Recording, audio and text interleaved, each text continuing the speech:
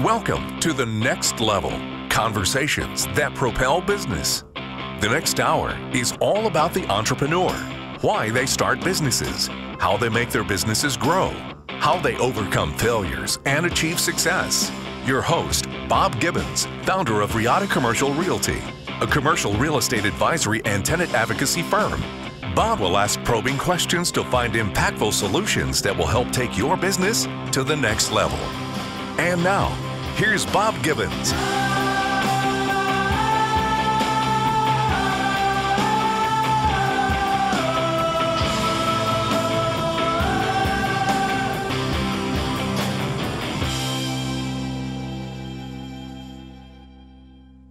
Welcome to The Next Level. I'm glad you've joined us today. I'm your host, Bob Gibbons. On this show, we like to talk to creators, innovators, improvers. Whether you're an experienced entrepreneur or still searching for an idea that will give you financial freedom, we hope this show will give you inspiration and the tools to improve your journey. Now let's get to the show. So today I'm really excited and a little bit intimidated. Today's guest dreamed of becoming a firefighter and EMT, but that dream was threatened when she suffered not one, but two traumatic brain injuries, which left her a quadriplegic on life support. Not one to accept being told she can't do something, though, Shawnee Harkins worked her recovery while keeping the dream alive and suffering additional brain injuries. Not only did she realize the dream of becoming a firefighter and an EMT, but she found new dreams to realize, including celebrity fitness trainer on TV, having shows of her own, and so much more. She's been featured on the Dr. Phil Show on CBS, the Hydra Executives on Showtime, Exercise TV on Comcast Time Warner. I'm already tired. Welcome to the show, Shawnee. Thank you. Wow, what an introduction. Well, and I had to pare that back. you. I mean, first of all, you're the first guest I've ever had that has had their own agent. Wow. That by wow. itself is an field entertainment. I'm already a Gersh. Now, what's the difference between Gersh and field entertainment? Absolutely. So my representation first is Jeff Field. He is my manager, and he's been with me, through many, many years of my career. So Jeff Field Entertainment. Okay. And then there's Gersh Agency. I'm represented by Gersh Agency, where my agent is Laura McDonald. Okay. So if somebody wants you on their show, whatever it is, celebrity, whatever, that's who they contact. Yes, that's who they go to. And how did I avoid that, by the way? I'll tell you how I avoided that. Yes. Connections. That's right. So the connection was our good friend Valerie. Yes, I adore Valerie her. over at the Brain Injury Network of Dallas, and I'm, for full disclosure, I'm on the advisory board of that, just recently, by the way. But Valerie is great. We've known each other for quite a while, so she's the founder and executive director of that. So thank you, Valerie, for setting this up. Thank you, Valerie. I just adore Valerie and volunteers there and each and every member at Brain Injury Network of Dallas. It's always a pleasure to come and train. And we're there monthly, twice a month. Nice. So thank you, Valerie. So let's kind of go back to the beginning. So you grew up in the Dallas area. I did. Born and raised in Texas. Nice. I was really proud to announce that. But you've abandoned us now somewhat. You're living in LA. You are in New York a lot. But you still come back regularly, I assume. I do. My family's here, and I'm good. very close to my family and my sister, and I have 7 nieces and nephews. So I like to come back as often as I can, and I'm currently in Texas launching Neuro State of Mind. So it gives me the opportunity to work and see family, which is beautiful. And speaking of family, in our pre-interview discussion, you mentioned something that not everybody's going to know, which is that you actually are a card-carrying member of a Native American tribe. Is that true? Pretty close. My father is. I still have to take care of my membership, but yes, we are Choctaw Indian. Okay. So you get a little bit of that revenue from the gambling that my friends go up and do? I wish I did. Maybe if I got my card, I would. Can you get me good seats at a concert? That's the real important thing. Probably through a connection. Okay. Network. I'll talk to you when I see somebody come through. I actually saw Boston up there, which was amazing. Oh, wow. I love Boston. So you grew up in Dallas. What would you do as a kid did you have any jobs? You start any little businesses, anything like that? I did. I was a little entrepreneur. As a kid, well, first of all, I played outdoors. grew up in Allen, Texas, and then eventually Rowlett, Texas. So I was always outdoors, fishing, exploring, hiking.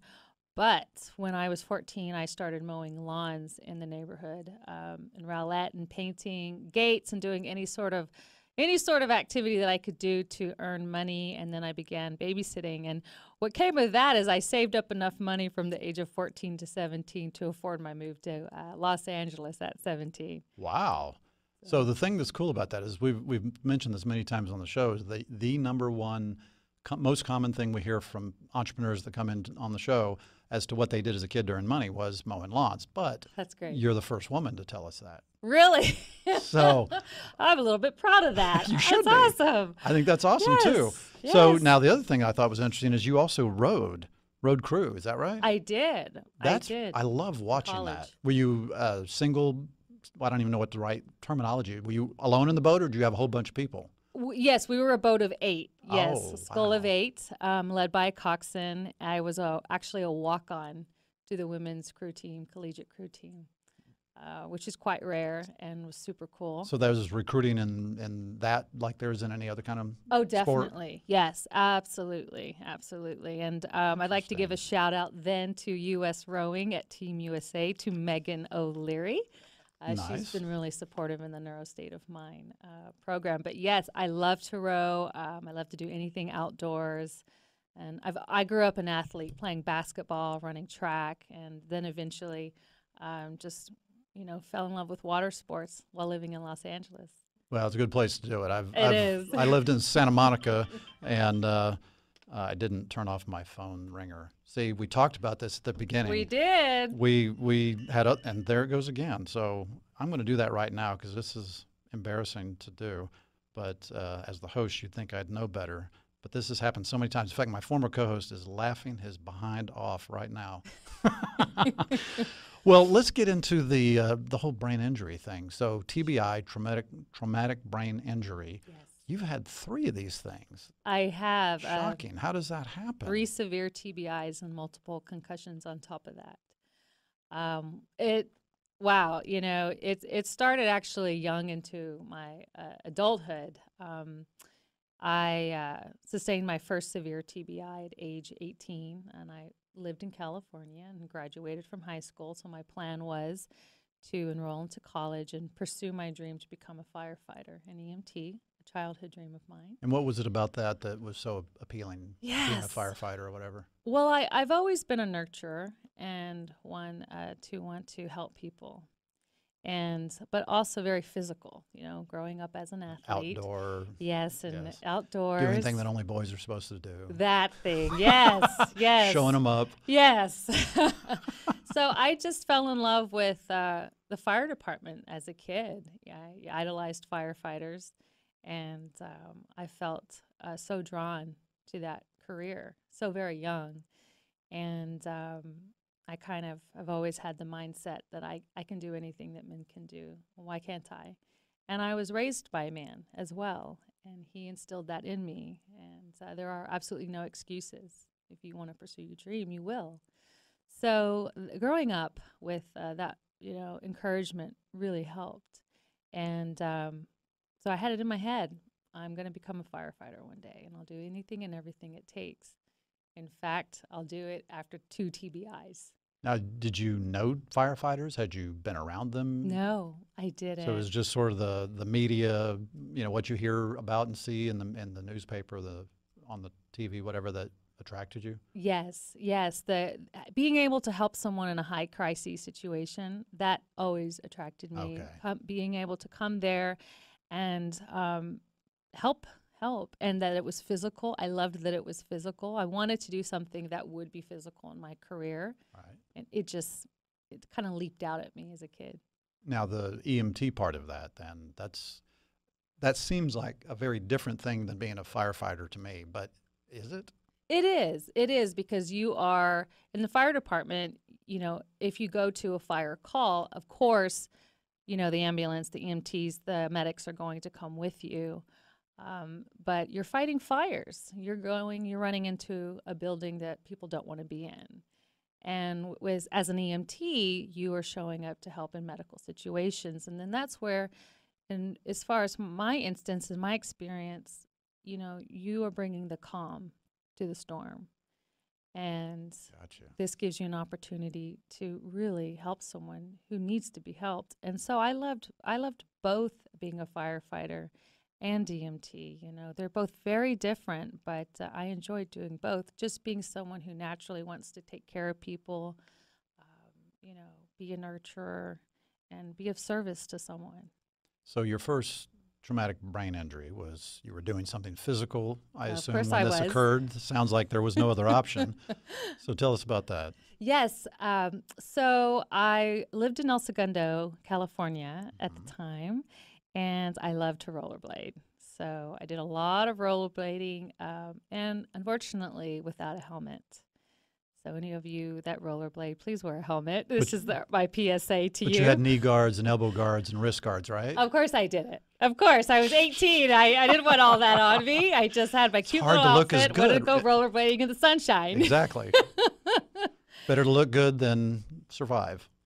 Bad idea. Bad Okay. idea. So I, you know, I was a sunny day and decided to go rollerblading and kind of my usual path, and was on my way to actually visit a friend before an appointment.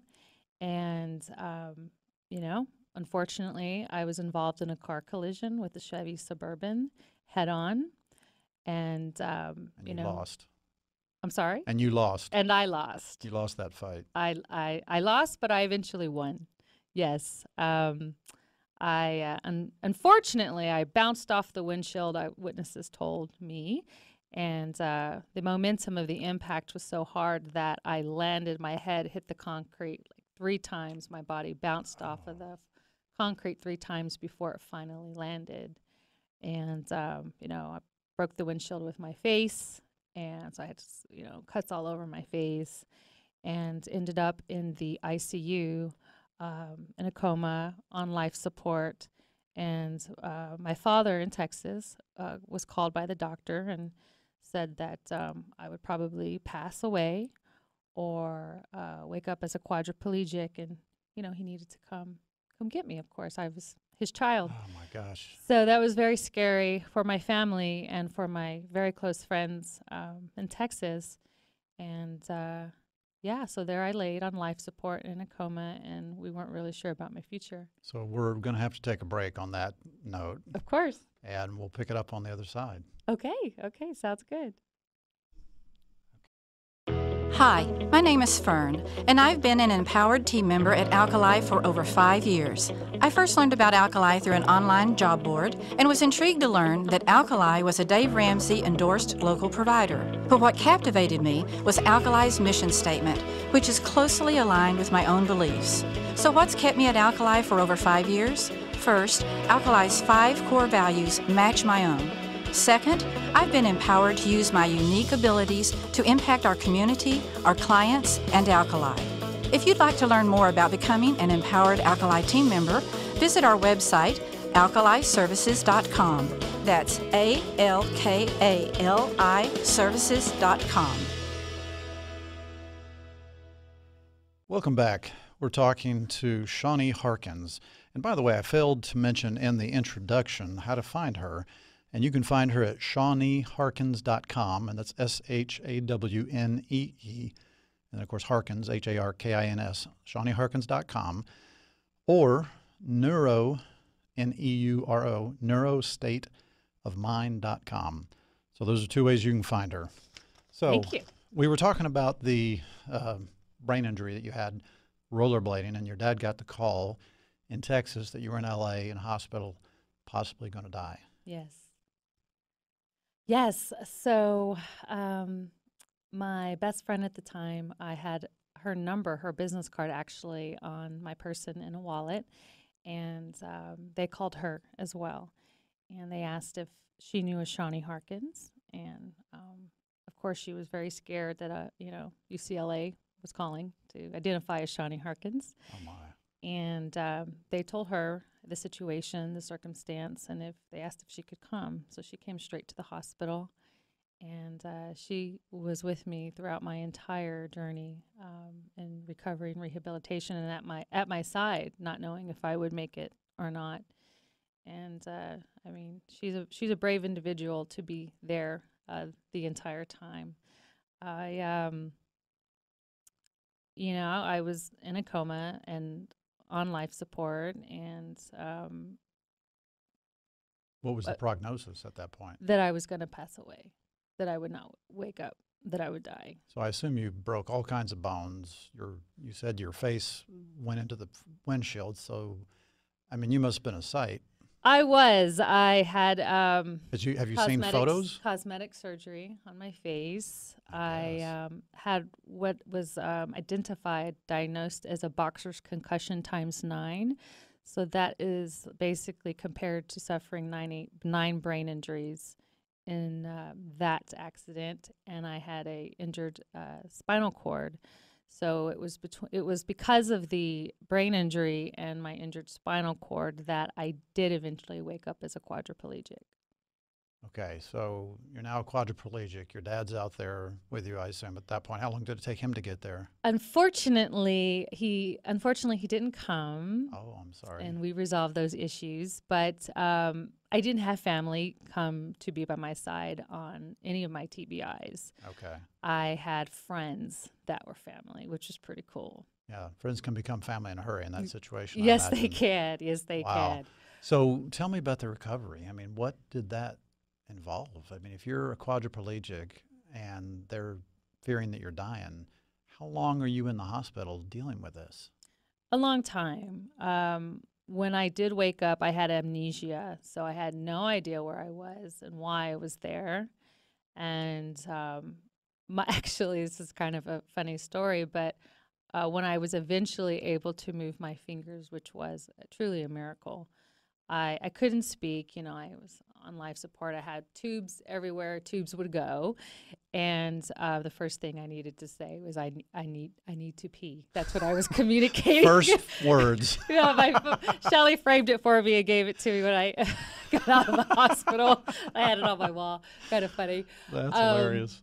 Looked like child's handwriting. So yes, I was in ICU and then eventually moved to another room and was given to a friend for 24-hour care and assistance. So what came back first? I mean, was it your ability your fingers, what came back first was movement in my fingers and my right hand. It did.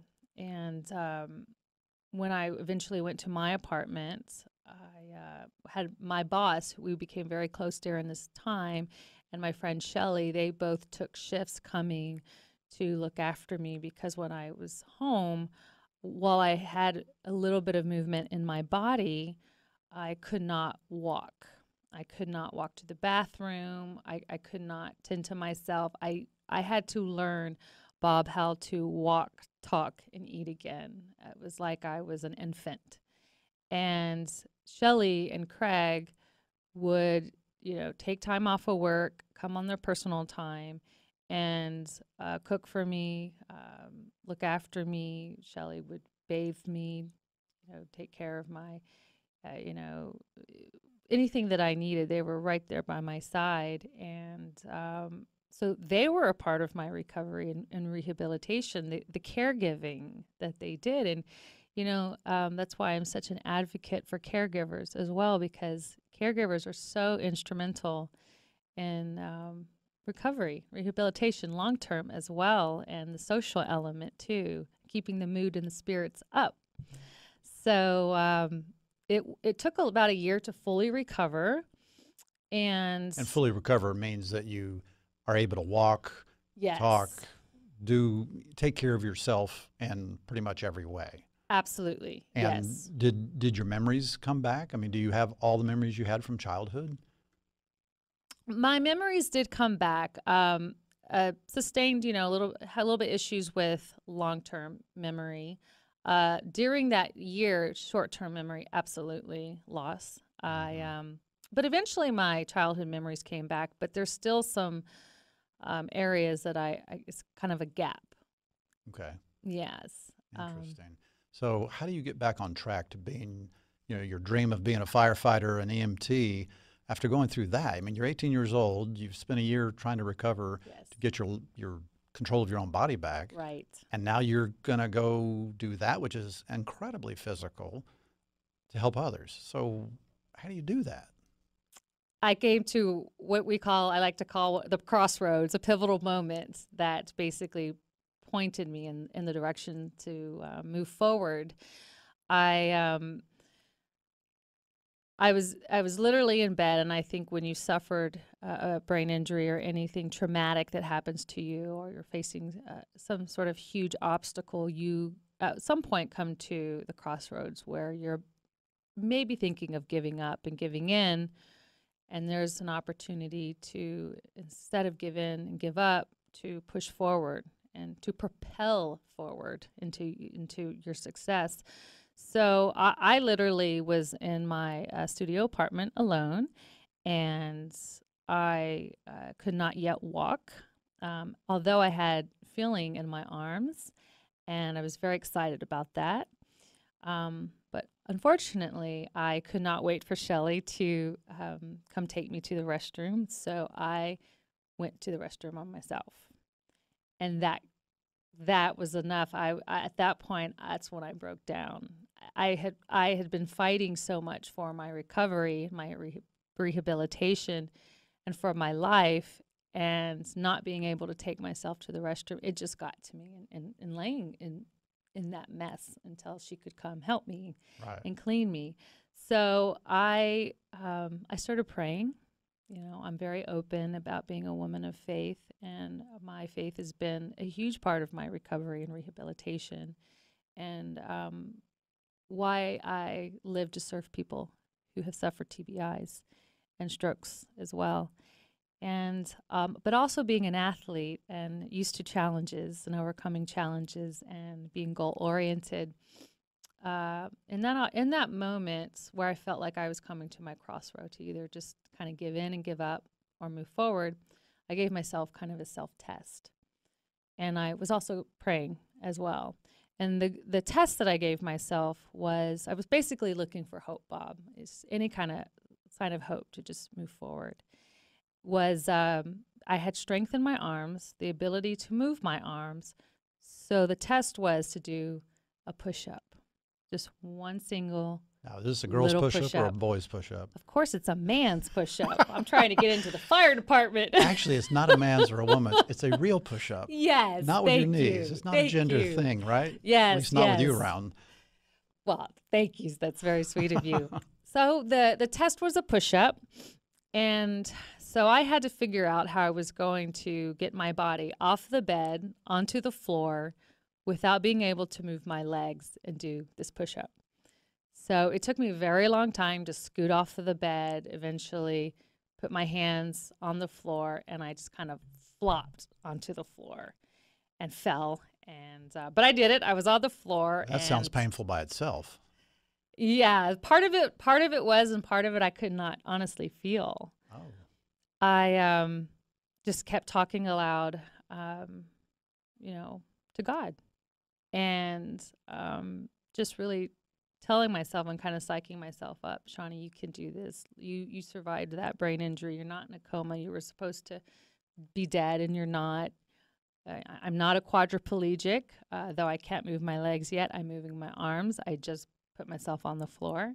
You can do this push-up. All you need to do is one single push-up. So I was kind of hyping myself up and praying as well, and I just got it in my head that if I could do this push-up, I would not look back. I would look forward. I wouldn't look at myself in that time. This is what I said to myself, is I wouldn't look at myself as a person that can't, that I'm disabled. I would not take on that mindset. And I would do everything that I could possibly do to move forward if I'm able to do this one single push-up. So it took some time putting my hands under my chest, getting into that position. But eventually I was able to stretch my arms, push myself up, not all the way, but enough for it to be a push-up, hold myself, and then my arms gave out. I mean, that was all the strength that I had. And then I just fell back onto the floor. And that's all that I needed. I started crying. I remember laying there crying, and Because of your achievement? yes, You were happy, or? yes, Okay. it was hope. I found hope, and that's what I was looking for. And I said to myself aloud, I just did a push-up, and I was just so overjoyed. I never expected to do a push-up. My friends never expected for me to, or my family, and I just did. So in that moment, I basically got it in my head that I was supposed to die. I was supposed to be a quadriplegic. I just did a push-up. I'm going to become a firefighter and EMT. So the battle was in your head because your body was clearly capable. Yes. All right, we're going to take another quick break. All right. Be right back. Okay, we are back. We're talking to Shawnee Harkins. And so Shawnee has just told us about being recovering from traumatic brain injury. Real quick, you've had 2 others as well. Yes. So not a trifecta any of us want. So real quick, what were those about? My second TBI was at age 20. So the first severe one was age 18. The second was age 20. And this was while I was still testing for the fire department. I was in college for fire science and paramedical sciences, fire science technology, paramedical sciences, working at Home Depot and the paint department, trying to do anything physical labor to build my body again. Sorry, I have a cough. Sorry. And I had a trainer that I was training with 6 days a week and worked a second job at night at a T-shirt factory to afford training with her, because her job was to basically get me from a vegetative state to being able to test in the fire department with other firefighter candidates who wanted that position. So unfortunately, at age 20, while I was testing, still struggling with migraines and some, issues from the actual first TBI, I was unfortunately attacked in downtown LA. I never saw it coming. I went to a basketball game, and it happened outside of the Staples Center. And I was attacked by 2 women, and unfortunately beaten to unconsciousness, kicked in the head and beaten to unconsciousness with their fists, and they sat on me and suffocated me. So this was a traumatic TBI in that I had another brain injury after I just had a brain injury 2 years before, and I was doing everything to get it on with the fire department and move forward in my life. And now this was something that went to criminal and civil court. So they caught him. Yes, one fled the scene, good. but they arrested her. Both had to go through criminal trial and eventually pled guilty, and civil as well. So that was, a real challenge while I was testing in the department. Staying on course with my goals. And it did set me back with my brain. I would guess. And yes. And I would assume that, maybe tell me if I'm off base here, but the first one was an accident. Yes. It wasn't intentional. This second one was intentional. So I would guess that there was far more emotional trauma of trying to get over that one than the first one, whereas the first one was much more physical. The second one was much more emotional. Does that make sense? Is that accurate? It makes sense. To be quite honest, I'm so happy I was in the fire department, was testing in the fire department at that time, and was very goal-oriented because I didn't want to get distracted by the emotion of what had happened. Of course I was affected, but I had a fantastic distraction to keep me on course. And the first TBI, working through that, it was more about getting over, my challenges physically. The second TBI was, physically and emotionally. Once I got onto the fire department at age 21. Congrats. Thank you, and eventually became an EMT. My third TBI was simply a slip and fall outside. And after you've sustained one TBI, you have a chance of sustaining another. So the third TBI put me back on life support and in a coma again. Oh my goodness. So I would tell you, I can honestly say the first and second TBI, I didn't really feel like I suffered then mentally, emotionally, and physically all at once. But later in my life, when my paraplegia came back, that's when it finally happened. I was tested mentally, I was tested emotionally, I was tested physically, I was tested spiritually.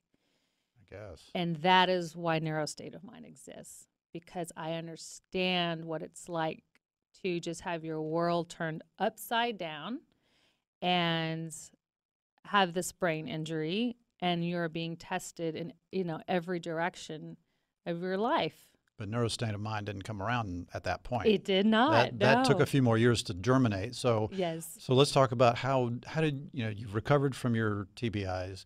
You're on the fire department, EMT now. That doesn't normally automatically lead into a celebrity status. So were you just like walking down a street, Sunset Boulevard, and somebody sees you and says, I'm an agent, I'm a producer, I want you to be on my show? I mean, how do you become a celebrity trainer and on all these shows from a fire department position? I know, it's kind of crazy. I never wanted to be in the entertainment business. I wanted to be a firefighter and an EMT. And once I was a firefighter and EMT, I thought it was the coolest job ever. I loved going to calls. I loved the intensity of it and rushing to scene and helping anyone in need. And I loved all the physical labor of it. I didn't mind. I loved the camaraderie as well. But the way I fell into the celebrity and entertainment industry was actually becoming a personal trainer. And I became a personal trainer because my trainer, MJ Campbell, who was very responsible to getting me onto the fire department, because she held my hand as my trainer, and she trained me 6 days a week, and she even gave me a cut on her rate because I was just a young kid who had a big dream, and I was willing to work very hard for it. And she was very instrumental, and she was also tough. The trainer that, told me, I know you're tired and you don't want to get up. And yes, I understand your head hurts or your back hurts or you're feeling fatigued. I don't want to hear it. Get to your session. If you want to be a firefighter, you have to make it happen. I cannot make it happen for you. So the tough love helped, the friendship, the human connection, the bond, all of that was so very instrumental in me being able to achieve that dream. And I fell in love with that. I fell in love with how someone can help you, not in a high crisis situation, but can still help you and accomplish something that you really want and you really desire. So while I was in the fire department, I had friends who were testing for the department, females, who, we have to take the same test as men. There are no breaks, and they needed assistance and training. So they asked me, okay, you're a trainer now, because I wanted to train and be in the fire department. So I kind of made that decision. I'm going to do both. Can you train me to get on for fitness exams and stuff? And I said, yeah, that would be pretty cool. That'd be fun. And then that eventually led to training friends who want to lose a couple pounds. And eventually I made the career decision to go into fitness, health and fitness full time as a personal trainer. I loved that my experience with especially my first TBI showed me how I could really be there to help someone. And I fell in love with the human connection and the bond and being present with someone. And I decided to make a career decision to leave the fire department and go into personal training full time. Did a brief stint at Gold's Gym for a year just to learn the business side of fitness. Right. And then I opened up my own practice. And I did get that call that you don't expect to get. I got a call from Beverly Pomeratz, a casting director for Showtime. And it was Christmas Eve. I was shopping at the Gap, getting last minute presents, and I get this call on my phone, and she asks if I want to be on a show. And I did not take her serious. I was Of course like, not. What? It's like, all right, which friend is punking me here? I mean, how does she know you existed? She knew because I love to write. And I decided that I was going to write as many fitness columns as I possibly could to share that I was in practice now. And where did those show up? I was writing for the local newspaper for El Segundo. For Long Beach newspaper, and I was a columnist on health and fitness. Okay. And then those were shared online. And Beverly found me through basically online. And she was casting for an entrepreneurial reality show similar to The Apprentice called The Hydra Executives that would be filmed in Dubai and Abu Dhabi.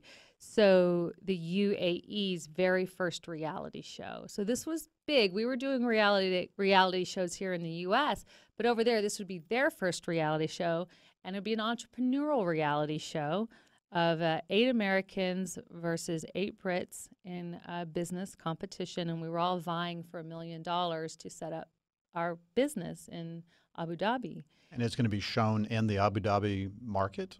It was, yes. It was. It's aired on Showtime and Infinity Television. So why was it Americans and Brits instead of some of the, native people?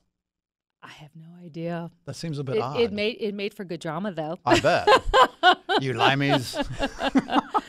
And so she asked, she says, look, I'd like for you to represent America and as an entrepreneur, and a businesswoman and a young businesswoman in health and fitness. And I said, no, thank you. And she said, you don't say that when a casting director calls you. You don't say no, thank you. But even though the premise was pretty neat, I didn't want to. I was happy. I was honestly happy living in Long Beach, training, and I just never thought to be on television, and was never my mindset. So was it the television you were saying no to, or going halfway across the world for however long? Yes. Kind of both? But kind of both. Okay. And she said, okay, look, okay, now let's think like a businesswoman. And she gave me great advice. She said, just meet with me, just meet with the producers, let us share more about the program or the series with you. You are an entrepreneur, you own your business. This would be a wonderful way to promote what you do. And being a woman in business, maybe win $1 million to finance your health and fitness training. That's the prize, $1 million? $1 million. Wow. So given that advice, I did decide to meet with her and the producers to understand more about the show and, to eventually make that decision. We'll have to stop real quick. Yes. When we come back from the break, we'll see how that turned out. Okay, sounds great. Be right back. Hi, this is Bob Gibbons with Riata Commercial Realty. If your office lease is going to be expiring in the next year or two, the one thing I would tell you definitely do not want to do is exercise a renewal option. Now, that may sound a little nuts when you negotiate for that renewal option. Why wouldn't you actually want to use it? Well, the reason is because while you want to have one as a reservation for your space so the landlord can't lease the space out from under you, that option may not actually work the way you want it to now. It may have made sense 5 years ago, but it doesn't today. The only thing that changes when you exercise a renewal option are the expiration date and the rent. But you may want to do other things like have another option to renew, have an option to terminate or expand. You may want to be able to expand now or have a new base year for your operating expenses. There's all kinds of things that need to be considered. So we recommend that you renegotiate, not renew. For more information, contact me, Bob Gibbons, at texastenancrep.com. That's texastenancrep.com. We are back. So you're on this TV show on Showtime. You're over in Abu Dhabi filming this thing. Yes. There's $1 million prize for the one that wins. How's the $1 million feel? I did not stick around to earn the $1 million. I did very well on the show, but I actually asked to be off of the show. Oh. Which doesn't happen. I was the last 3 out of 12 contestants, and I was doing really well. And I wanted to come back to America, to be honest, and I wanted to set up my business in America. And I learned, this was later, unfortunately, in production, but I learned that if you won the $1 million, you'd have to stay in the UAE for a year. Oh. And I never entered into the show agreeing to that or knowing that. So I, I asked off of the show and production and made that a possibility. But I had a wonderful time. You didn't have to sign a contract that required you to stay? Oh, yes, I did. Okay, so they just let you out Yes, by the goodness of they their heart. did. Okay. Yes, they did. I was a popular character on the show, and I did very well, and I just really wanted to come back to the U.S. And when I came back to the U.S., it was meant to be, because then that was my opportunity to work with Dr. Phil 3 weeks later. So whenever you got the call for the first show, Yes. you're a personal trainer. Right. So as soon as you get that call and decide to take it seriously, do you then go out and get an agent, or did you not do that? I did not have an agent nor a manager. I had no representation on this show. I was, a 26-year-old businesswoman that thought this would be a great opportunity, and it was. I didn't receive representation until later in my career, after Dr. Phil. So after Dr. Phil, so you come back from UAE, and what is your plan? Just going back to being a trainer again and building that business? Absolutely. That was my plan. And then when I got the call about Dr. Phil, he wrote a book called The Ultimate Weight Loss Solution. And so what he was doing, which I love, is he was building a series within his series called The Ultimate Weight Loss Race, where he would have 12 contestants tour the nation for a year, competing in fitness competitions. And the winning team would receive prize money and gifts and vacations. And so I had just done an entrepreneurial reality show. We were doing competitions weekly, lots of drama. I was used to the camera, like it just didn't even exist anymore. So with Dr. Phil, this is what I love to do. Health and fitness, this is mine. And so the show was quite natural for me, because then I got to do what I love. And I toured with Dr. Phil, and he became a great mentor of mine. And we were in, New York, Manhattan, and, we came back to Dallas for a while. And we were at the Cowboys Stadium running our contestants through obstacle courses. And that's how I met Jay Johnson, the Dallas Cowboys cheerleader coach. And we're very connected now that I'm back.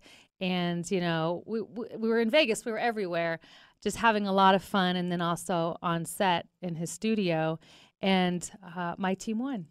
Wow. Lauren and Joe, the purple team, they won. And winning Dr. Phil's show and having that amazing experience working with him, that is what opened up the doors for me to really work with celebrities and kind of earn that introduction that you so kindly gave me as a celebrity trainer, having been a part of 2 television series, 2 major roles, and then working with celebrities for film and television, for sports, a lot of sports films and television, but also for their health and their daily maintenance.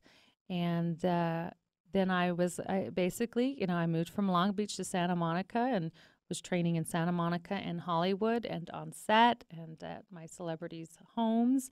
And it was incredible. And I mean, all thanks to Beverly for giving me that call on a Christmas Eve. So when did you get an agent then? After Dr. Phil, did somebody contact you? Did you realize you suddenly needed one? That was still in the works. So I was training at that time, Vi, who had representation with Jeff Field, my manager.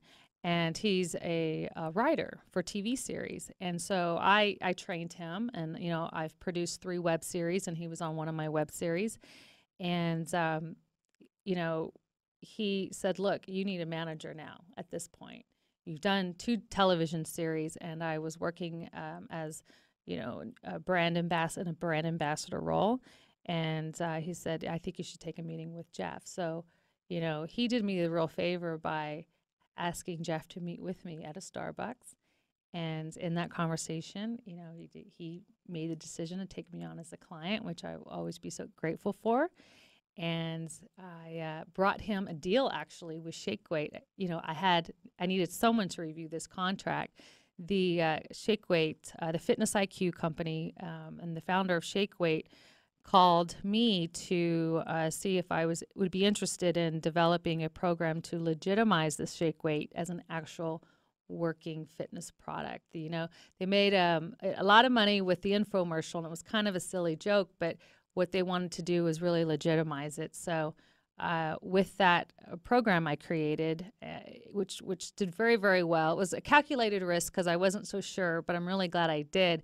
That's what really earned my representation to be and to work in brand ambassador roles, and then to eventually go into the sports industry, professional sports industry, working with the NFL and the NHL and MLS, pro boxers, pro cheerleaders in sports and neuro performance. So I kind of fell into that as well. And this is kind of bringing now your TBI experience back into play, where that meets all your physical stuff, your personal training. Now all that comes together. Yes. And now you have this thing you alluded to earlier, which is neuro state of mind. Yes. So what is neuro state of mind? I mean, and I know you can find it at neurostateofmind.com, but let us know what that means. Neuro state of mind. Neuro state of mind is what I really feel like I have been meant to do for many, many years. Neuro state of mind is a traumatic brain injury and stroke fitness program. So my passion has always been to strengthen those who've had TBIs and strokes. And I have always believed that fitness plays a fundamental component in long-term success for recovery and rehabilitation. And having been through experience of being in many inpatient neuro rehab and having that care and that consistency and that accountability to my speech, therapy and OT and PT and, everything that was set up for me, we didn't have fitness. Fitness just didn't exist in hospitals. And then once you're released, you go home and you're sitting and you're looking at four, walls in a bedroom, and then you're kind of stuck. And then that's where the isolation begins and the TBI-related depression begins. And then you start to have some issues. And what I have always wanted to do, given my background and seeing that there was a need for fitness to play a role, and then also being, a fitness professional, I saw that there was a need for fitness to come in and fill that gap between the hospital and home and provide, improve quality of life. That's the whole point, is to improve quality of life, regain personal independence, get back into shape, improve your confidence and your self-esteem. You struggle with that when you're going through a brain injury, and provide community or outreach, social element. So is this a program that you've obviously created the program, Yes. You've trademarked it, but how do you deliver this program? I mean, you can't be everywhere at once. No. So obviously this is a program that should be everywhere. How do you do that? Thank you. And that's actually my vision, is for it to be everywhere. The neuro state of mind, I have trained TBI clients in New York and LA. Last year I was in New York working on a film, and I knew that I wanted to really grow this. So that has happened here in Texas, my home state. So I have been apprenticing trainers who are just as passionate about neuro recovery as I. And we are now working in hospitals, nonprofits, and private gyms. Oh, nice. And my goal is to, because I worked with certifying fitness professionals to become shake weight instructors and worked with Jillian Michaels on Body Shred. I have a background in creating certifications, so I'm in the process of creating neuro state of mind certifications for fitness to professionals to become neuro state of mind trainers. So my staff, we go to Baylor Scott and White Rehabilitation in Frisco for training there. We are at Brain Injury Network of Dallas. We are part of their fitness program there regularly. And we're at Willow Bend Fitness Club in Plano, Texas, where we train my private clientele. And we're getting ready to start our first small group of TBI and stroke individuals that have come so far in our Phase 1 series on September 25th. So the goal is to bring neuro state of mind nationwide, eventually globally. But I know that I can't do it on my own. I know it takes a team. So I'm looking for dedicated and passionate trainers, or those in the health and fitness industry or the healthcare, who'd like to be a part of it as well. And I'm also working on my third TV series that focuses on TBI and stroke recovery. Now, is there an application of this to other sort of non-TBI sufferers, but people that have other situations, like, for example, special needs adults, or any other kind of situation where that could translate as well? Absolutely. We are also working at Baylor Scott and White Rehabilitation Frisco. We're working with their neuro inpatients. We are working with stroke, back patients, orthopedic patients as well. And anyone who comes into my gym, if you're facing adversity or obstacles, I want to be here for your solution. And I have a team that wants to support you.